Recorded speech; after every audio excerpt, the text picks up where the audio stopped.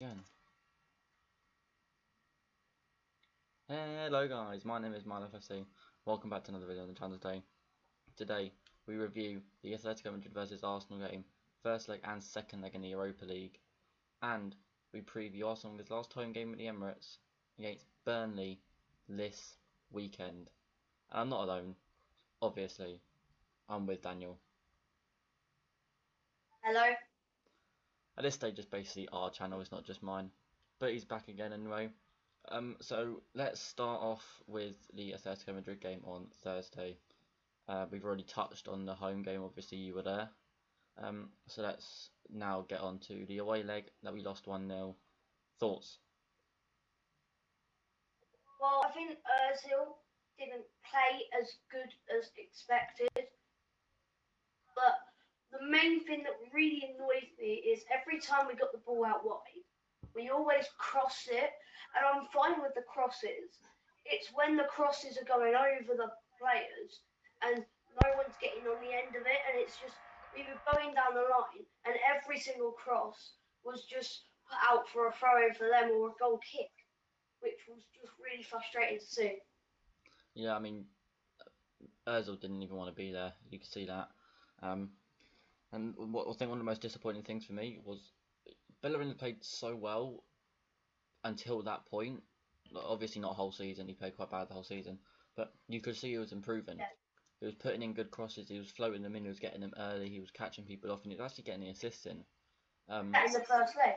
Yeah, and then he goes away and he does what he done, and it was Monreal was doing as well. And Monreal has been a star this season as far as crosses go, shots go, goals go. But he came in. He went to Spain, and just his crosses were late. They were on the floor. They weren't finding people, or they were too long. And it's just disappointing to see because we know, and the players know they can do it, but they didn't do it. I definitely think as well. The World Cup is so near, and that Atletico side out yesterday, or whenever this goes up, they were like they were pretty much Spanish because it's the Spanish league. But these two fullbacks, Bellerin and Monreal, are both Spanish, and they want to start in the World Cup team. They don't want to be sitting on the bench or not even picked. And if the manager of Spain, I don't know who it is exactly, but if they're seeing their performances against Atletico, they're going to say, "No, I'll just take Carvajal and whoever else, Gaia or someone else." And it's the same with Ozil as well. I mean, do I you think just there's a think case to that be made now that Andrew Robertson from Liverpool is a better fullback than Bellerin and Monreal? yeah, but I think normally Koscielny is like every game he doesn't play well. And But I think can in we the just also first, take a moment and just send our wishes to Laurent Koscielny, hope he gets a speedy recovery. but I think I don't know how long he was on for exactly. I think it was like 10, 15 minutes before he got injured. But the time that he was on, he had a solid that back line was controlled by him. And the second he come off and Chambers went on, there was just no control in the team. Our defence capitulated, and no one had control on that team. And yeah, sure, Koscielny may be like not one of the best centre backs that we could possibly have, but as a captain, he is quite a good captain, and we saw that against Atletico. He definitely knows how to control the back line and the team as well, not just the back line. And you could see that because when he was on the first 15-20 minutes, as he said, we were controlled, we were structured in all areas, not just defence, midfield and attack. We were structured, we were playing well. But if you noticed when he went off, Atletico got in a lot more because we weren't structured. And obviously Jack Wilshere took over the captaining, and whilst I think Jack Wilshere should have the captain's armband, I don't think he was able to structure the team and control the team as well as Laurent Koscielny did. And that's where I think we really lacked. I think if Koscielny was on, that goal wouldn't have happened in added on time from Costa because we would have been more controlled with Koscielny on the pitch, because he would have been able to control Bellerin. Because if you notice, Bellerin was so pushed up, the ball went over, Bellerin didn't track, and Diego Costa got in behind.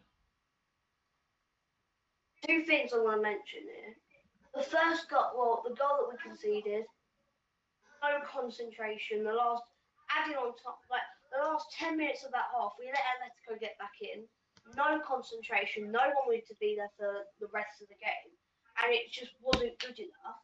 And another thing, Wenger over the years hasn't brought in defenders. So whenever we see one of our defenders get injured, our whole back line will fall, especially if it's Koscielny. Wenger's not really a man to bring in a leader. He's normally the man just to bring in somebody that has scored 10, 15 goals a season, which would get us into the top four. He doesn't really care about the defensive situation. But do you think maybe it's time to start questioning Steve Bold as the defensive coach? It could be time to start questioning him because we're not doing anything good defensively. Exactly, we brought him in for the best quality of defending, and our defenders have not improved. Like, if anything, I feel like Koscielny's gone backwards. Monreal has improved, but that's in front of goal. Defensively, he hasn't improved. I feel like, he puts in a good few tackles every match, but not as much as you see players like, I don't know really, like Kyle Walker. That's a decent season. And Jan Vertonghen as well, and Toby Alderweireld from Tottenham. As much as I hate to say as an Arsenal fan, they are so good in defence. Exactly, and it's just. And the goalkeeper's position as well. Whilst Ospina can do a job, he's not first team quality, and Czech's too old. We need a new goalkeeper. I'll take Oblak any day of the week, but realistically, he's like 18 million. So for me, Jack Butland would be an amazing, realistic target that I would love to have at Arsenal. We brought in Jens Lehmann to help Czech and Ospina grow. But if anything, we've just got worse. Exactly. I just feel like Wenger has done a lot, and he has done a lot. But when it comes down to these, like our defensive work and our goalkeepers, we had David Seaman, who was, I don't know, I'm not really sure, but I think he was already at the club when Wenger joined. I think the only good defender that he signed that I know of is Sol Campbell, who was one of he was our captain with it was him and Vieira, and it was just the way that we played football. We had so much more structure and stability. But now, one of our best players go off, the whole team will just collapse. Yeah, I mean, if you look at back in that team compared to this team, our attack's fine just like it was, but the midfield, we are missing someone like, as you said, the likes of Vieira. And if you look back at highlights of that season, or back when Vieira played, Vieira in the middle controlled everything. No one could get anything else going because it was Vieira only, and that for me is just the reason why Vieira is so damn good, and why we need someone commanding in the middle, like Radja Nainggolan, like Verratti. I'll take like someone with the class of Iniesta, but not Iniesta. That's what we need. And speaking of goalkeepers, going back to my previous point, I wouldn't mind taking Tom Heaton in the Arsenal team either, to play first team in the Premier League. And speaking of Tom Heaton, he might be playing this weekend against Arsenal. And ladies and gentlemen, that's how you segue.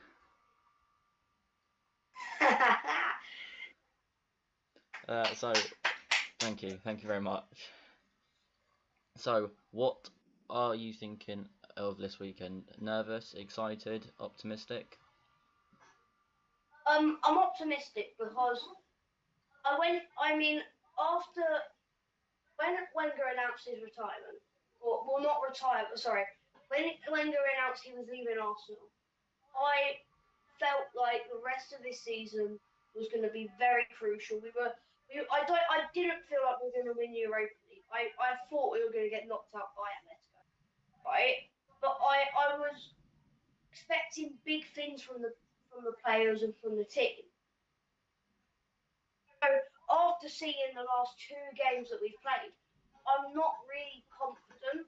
So I'm a bit on the fence and optimistic of what will actually happen because it's just, it's Arsenal. You never know, to be honest. I mean, we know for a fact it's a sold out 60,000 seater, sold out stadium this Oh, weekend yeah. for Wenger's last game. And I think even after our loss against Atletico, the fans are still going to be riled up. I mean, I know you will, I will be, but I'm not going to be at the stadium or even watching the game for work.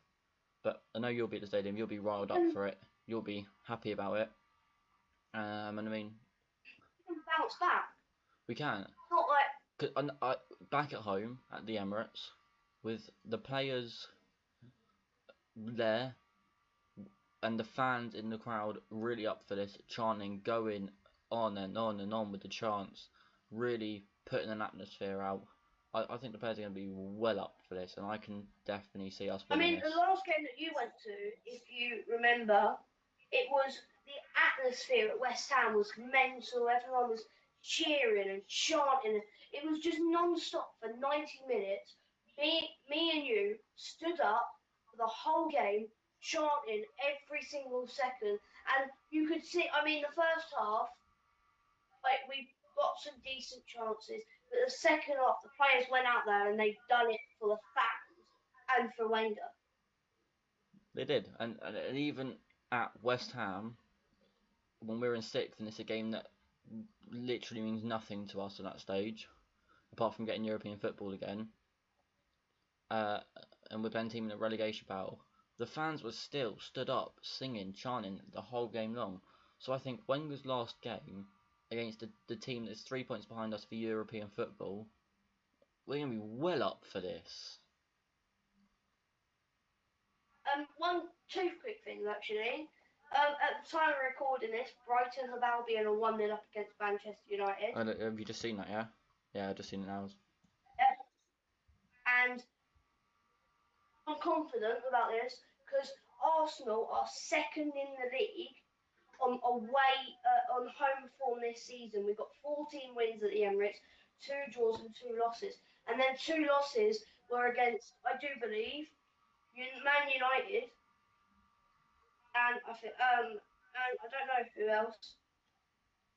But it's not as if they're bad at home. It's just sometimes our confidence is not there. Yeah, I don't think we're bad. I just think we are unlucky, for lack of a better word. I think we're unlucky, not with goals, but with confidence that we use. And I just don't think we use the confidence we know we have. So that's one of our weakest areas. And when the new manager comes in next season as well, he's really going to have to buy some quality players and really improve this team.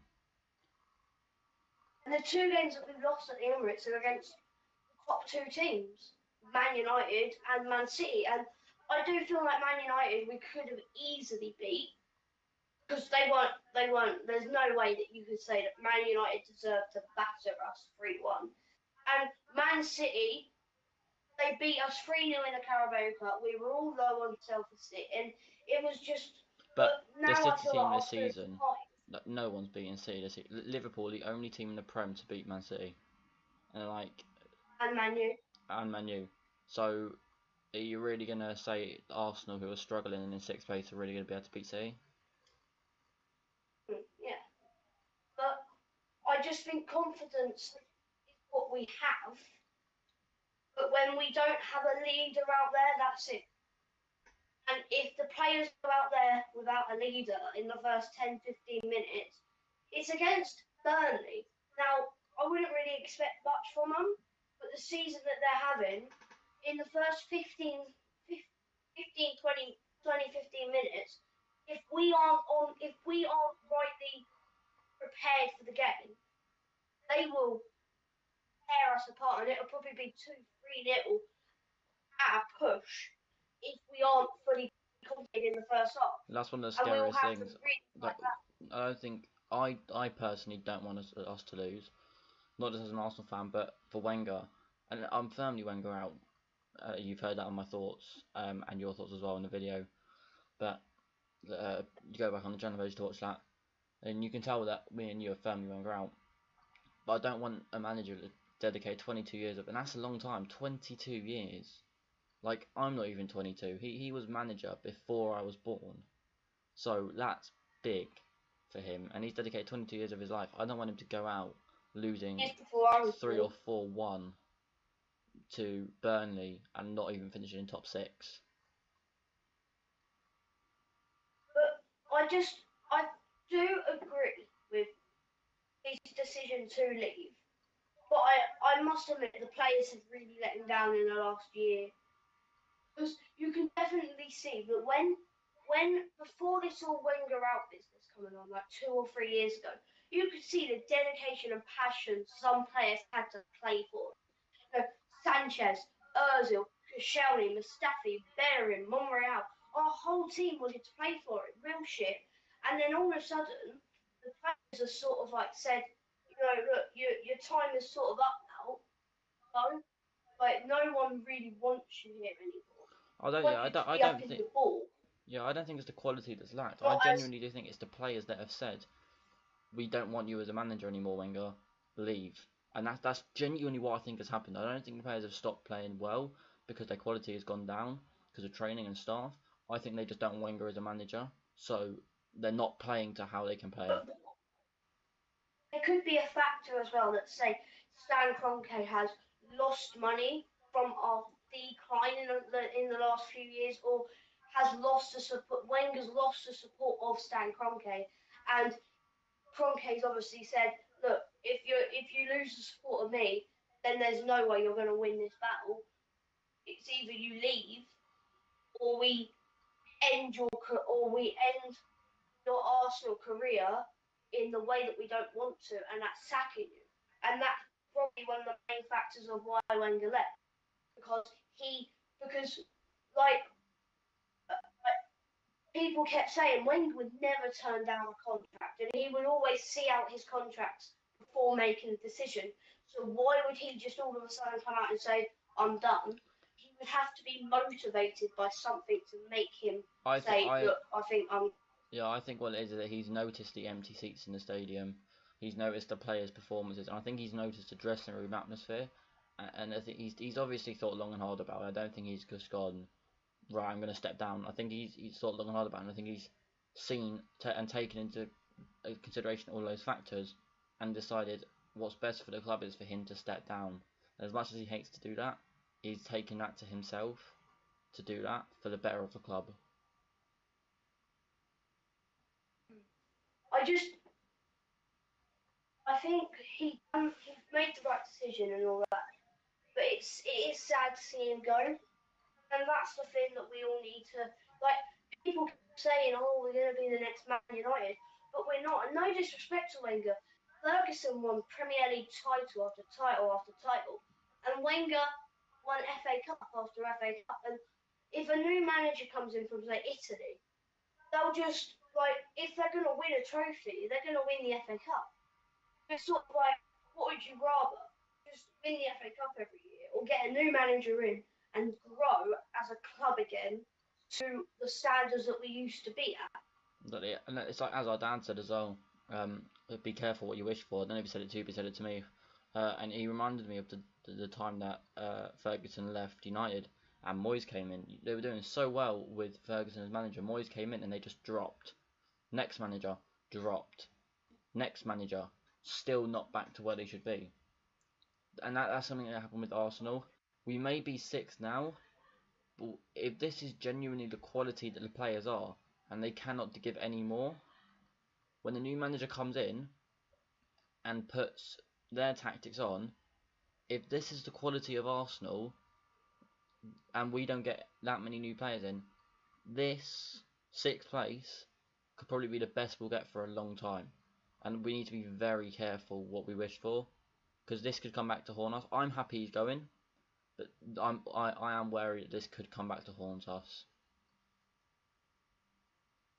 Good, but the work, like, it's the fact that we are already in a bad position for the club that we are.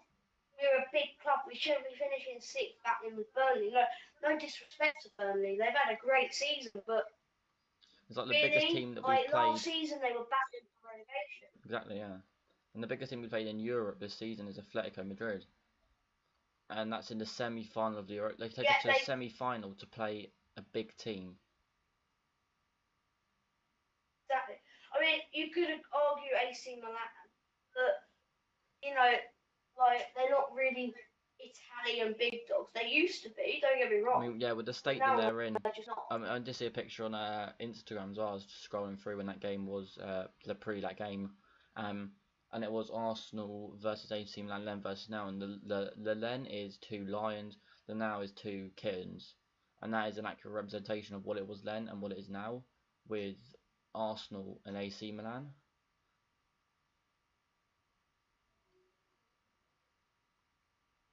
And I mean, I really go on. don't think the players just had it for him, had it for Wenger anymore. I think And they that's had it just the from one thing that Wenger.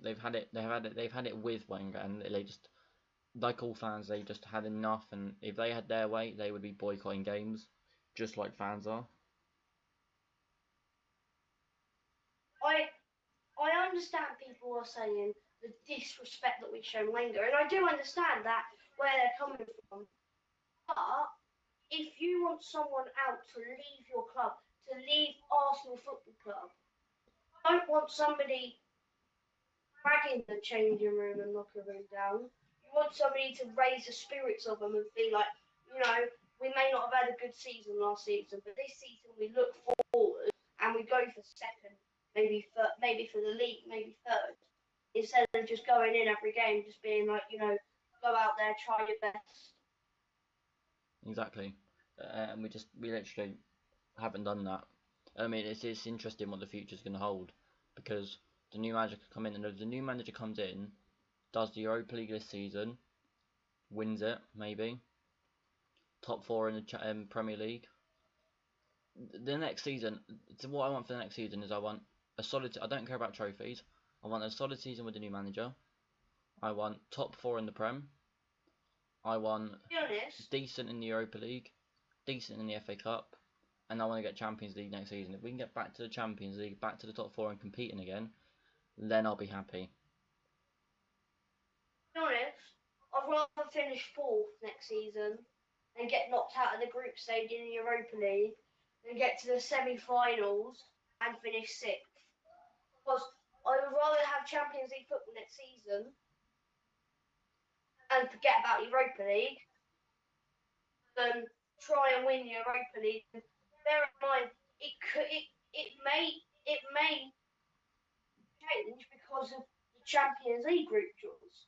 Atletico Madrid will be back in the Champions League draw, but might be in a lower pot, so they could have more chance of being drawn with a lower team. And Real Madrid definitely could be drawn with a bigger team. We never know, and at this stage, definitely we don't know what the next season of the knockout stages in the Europa League holds. We don't know. Who knows? There could be Bayern, Barca, and Real in the knockout stages of the Europa League next season. We don't know that at the moment. If Leicester can win the Prem, anyone can win the Europa League, the Champions League, and anyone can be in the Europa League. Face it, like at the beginning of Europa League, we were like, if Atletico Madrid didn't get knocked out, we would have walked through the Europa League. I think maybe Marseille and Lazio we may have struggled against, and a few other games, but we would have really, like, we would have won it nicely and comfortably. But because that one team that is not too big for us, but a team that are more clinical in front of goal than us, they get dropped down into Europa League. We face them, and obviously our players crumble under pressure and just do not put in the right performance and the right attitude towards the game. Exactly, and that's the biggest area where we fall in Arsenal Football Club. The first team, the bench, the staff, everything. That's the biggest area where we fall and lack. yeah, it's just I don't really think it is our confidence as such. Confidence plays a big part, and it's like you got to be confident that you're going to win, but you've got to be optimistic. But it's more just the performances for the manager than Yeah, I think anything. it's the performance of the manager. He's lost the dressing room as well. He can't get the dressing room. He can't get them motivated. He's lost everything basically to do with the team. I know it sounds harsh on him, but at the end of the day, it is very much the truth, and he has lost the dressing room a lot. I know it sounds like I can't really compare this, but it's just like Jose Mourinho when he lost. And I know it was a completely different situation with like obviously all what happened in the back with the staff, but you could see the second he lost that dressing room, fans turned on him, players turned on him, the whole club turned on him, and it was just he had to go. And I feel like that's what's happened with Wenger, except for the added on situation. I think it's happened with He's Wenger, but it's happened in turned our a. back on. I think it's happened with Wenger, but it's happened in a slower way with Wenger than what it did with Mourinho at Chelsea. Yeah, and it's sort of like it's good. I do feel sometimes that we have pushed him out in a bad way. But if he wanted what's best for the club, I feel like he wouldn't have taken this 2-year extension. Because I think it was Claude that said this. He said, come out, it's just another season wasted. Like this season could have been the rebuild of Arsenal, top four, Europa League, and we could have rebuilt. And then next season, not go on to win it, but we could have got far in the Champions League, finishing like getting the quarterfinals or semi-finals, like Manchester City and Liverpool this year, or finishing second, or maybe challenging for the league title with 10 or 5 games left. Wenger of season wasted. Yeah, very much is. So, what do you think? Score prediction for Burnley, score prediction for Leicester, and score prediction for Huddersfield. So Burnley, I think 2-1 Arsenal. Interesting. Leicester, I think we're gonna sort of. I don't really know to be honest. I think it's gonna be a nice simple game. I think we're gonna struggle, so I'm gonna go 4-2. High scoring game there. And Huddersfield 2-2. So mine are Burnley versus Arsenal. I'm going to go 2-1 Arsenal. Same as you. Yep. Leicester away. I'm going to say 2-2 Leicester away. And Huddersfield, I'm going to say 1-0 Arsenal. So basically, we're both going with the same point. Yeah, we work on same points but different scores and different wins. I think the players are going to be up for it in last game. Yeah. So let's hope they are anyway. Yeah, it'll be good for Wenger. And this game on Sunday as well is hopefully going to be a good one for you to watch. Me to watch Match of the Day, see what it's like, and hopefully players can give Arsene Wenger what he deserves, a good send-off. So, what was meant to be a 10-minute podcast, Dan, has turned into has turned into 30 minutes. Still good enough though, isn't it? Yeah, I'm going to have to turn this into a series. So, ladies and gentlemen, if you want to follow Dan on Instagram, he posts clips of Ali atmosphere at the Emirates whenever he goes to games. His link is in the top left of the screen, as you can see. My Twitter link is in the top right of the screen. Make sure you go and follow that. And the name for this podcast series is going to be The Podcast of Life. My channel is My Life FC, The Podcast of Life. Dan, what do you think of that? Yeah,